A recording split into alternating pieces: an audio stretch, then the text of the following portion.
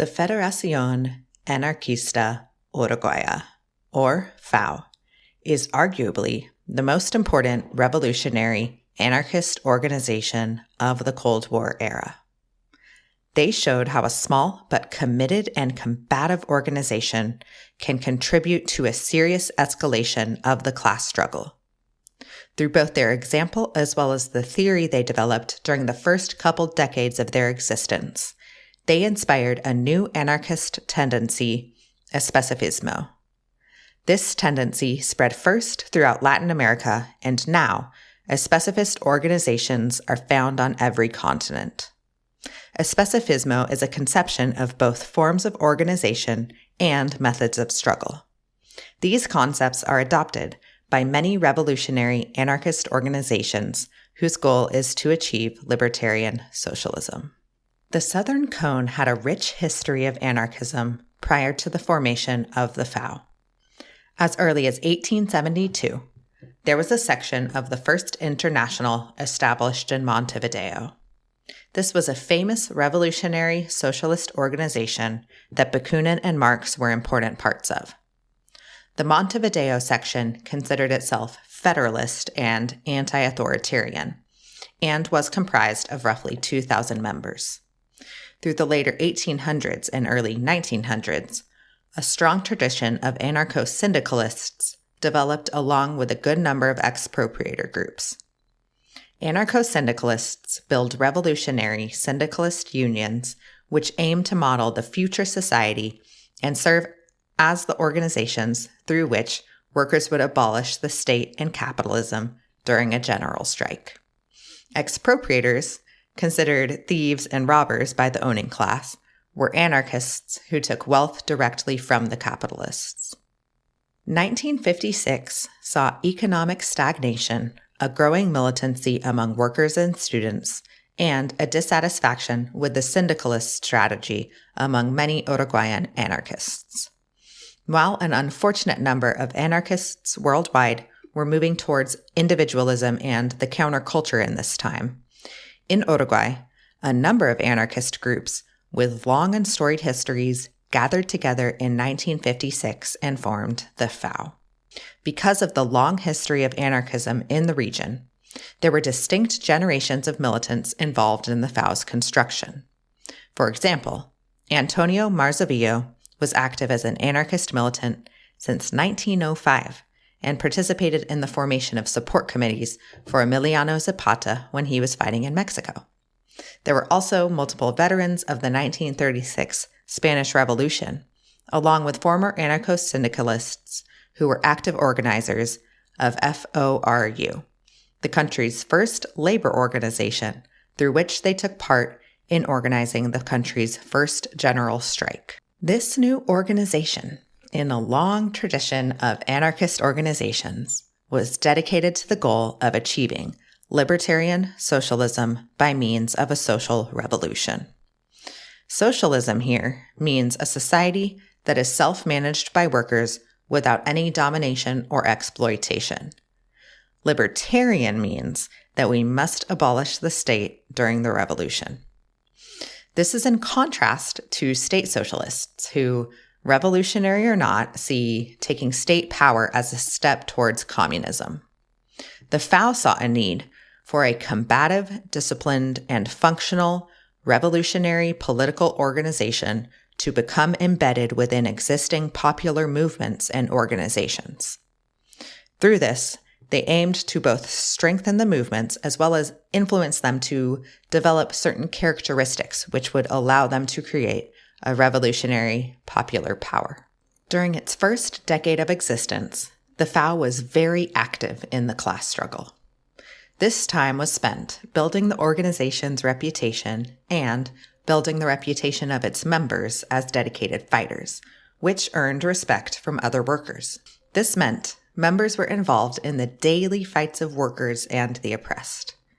They did anything from helping build barricades to transporting militants during a struggle, to cooking food for the strike line, to robbing food delivery trucks to redistribute the food in working class neighborhoods, to doing vandalism in support of active struggles, to organizing and escalating strikes into factory occupations, including the first ever in Latin America in April 1958, to simply building and maintaining healthy interpersonal relationships. In 1965, they used the trust and respect they had gained through their active participation in struggle to form a Federation of Unions, the CNT, which was created to coordinate strikes and occupations, as well as to prepare for a military coup, which had come to be considered by many to be a serious risk at the time. Both the structure of the CNT and the initial legwork to recruit unions for participation was done by FAU militants. Now, Uruguay had a very high union density at the time, so by the time the CNT came together, 2/3 of all workers in Uruguay were represented. This monumental achievement was made possible because the FAU were respected as solid organizers and fighters with a great deal of trust built over their long time and labor struggles. Now, the FAU was a very small minority within the CNT, only about 50 militants strong. They had structured the organization along anarchist principles, with power in the base and not at the top. And so they did not create any positions for themselves to be in charge. Once the org was formed, they were just members like anyone else, and a very tiny minority of members at that.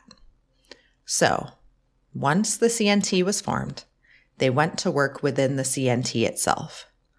They formed what became the combative tendency, an organization which united radical unions, far-left political organizations, and rank-and-file militants around a functional radical platform. The core principles of the organization were anti-capitalism, direct action, and rank-and-file control.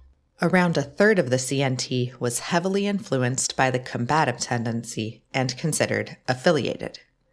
Note, the combative tendency did not include the Uruguayan Communist Party at the time, a large party with very large associated unions, since they worked towards an electoral path to socialism, as Moscow-aligned communist parties did at this time.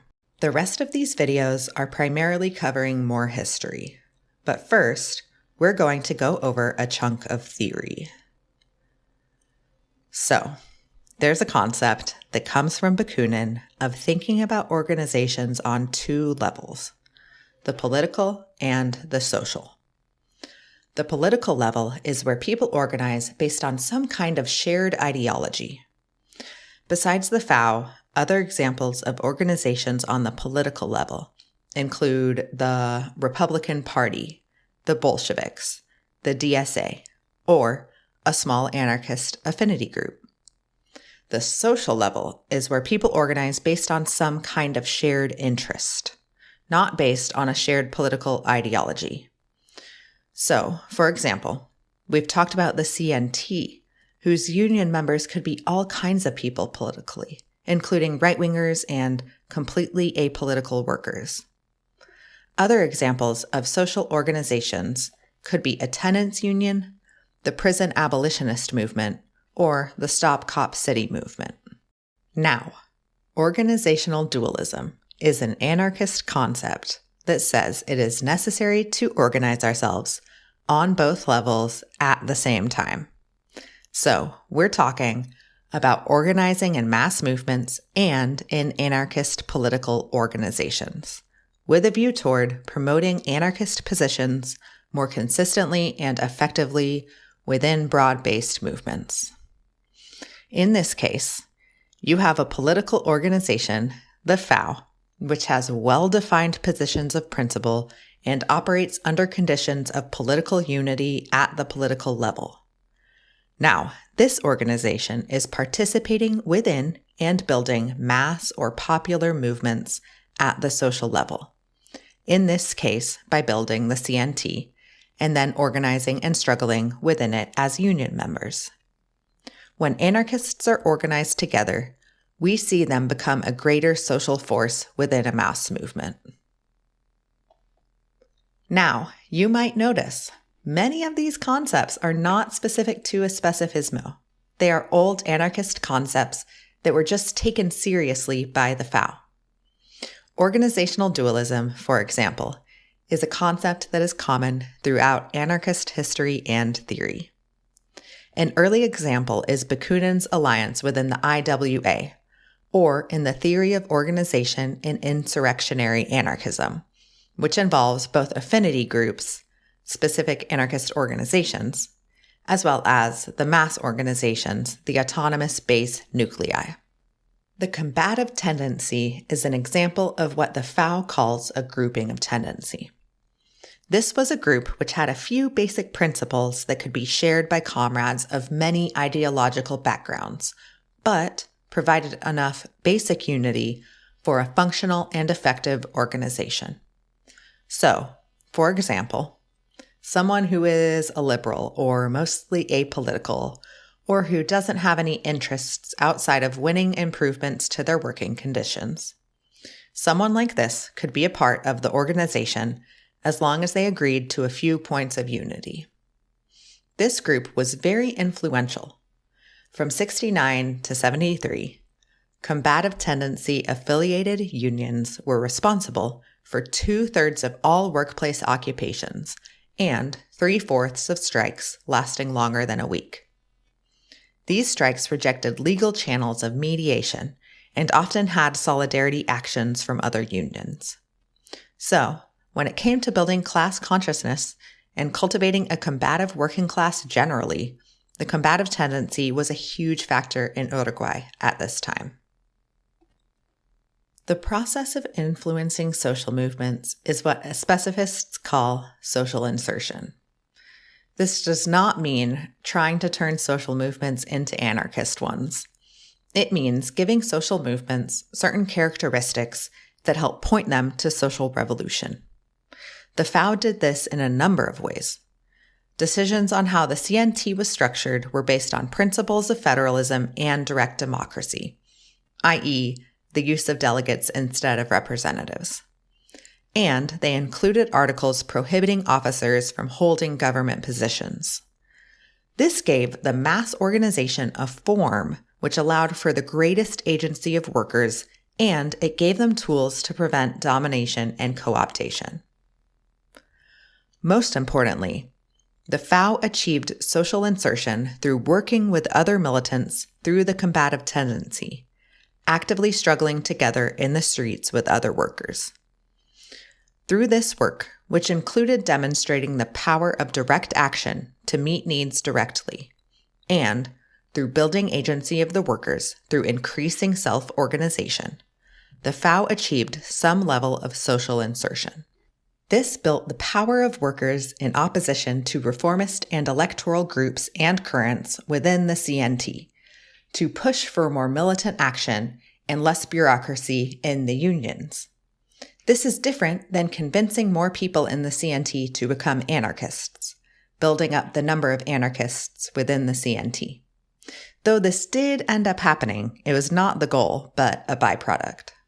Notice there's a difference here between a front group created by certain kinds of authoritarian communist organizations, where there are officer positions or committees which have executive power through which the authoritarian org actually exercises power over the group.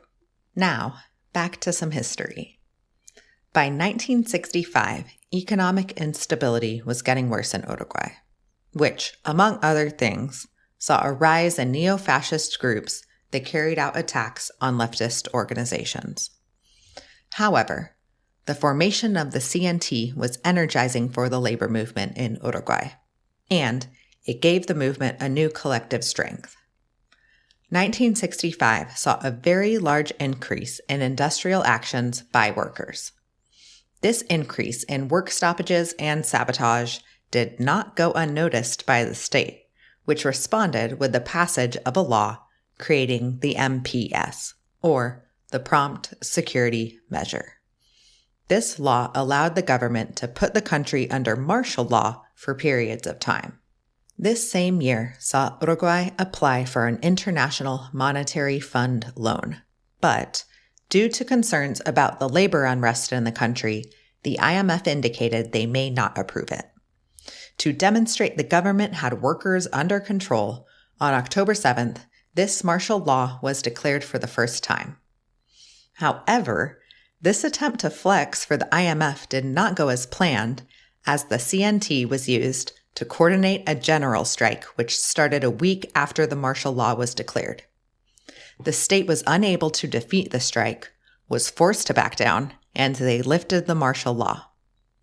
December 11th, the government tried to impose martial law again, this time also imposing censorship orders for the two major leftist publications, one of which the FAU helped publish.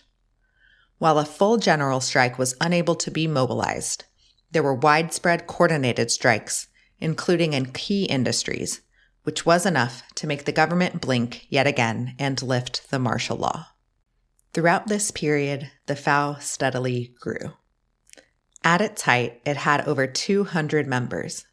For reference, Uruguay is a small country. The equivalent of a 200-person organization in Uruguay in the 50s would be comparable proportionally to a 10,000-person organization here in the US today. And we're talking here about a very specific anarchist organization. This is not a synthesis or what you might call a big tent kind of organization. Members share a high level of political unity. This means there were no anarcho-syndicalist or individualist anarchists in the organization, as the FAU is an organization for anarchists who already agree on certain things. Time and energy is not spent arguing over basic differences. Besides the high level of political unity, there are also requirements around commitment and political practice for members, so there are many who are not full members even if they share the same politics. A little over a year later, in 1967, the revolutionary left journal Epoca, edited by the renowned Eduardo Galeano, was declared illegal. The FAU and the other groups who were collectively running the journal were also outlawed. We continue their story in the next video.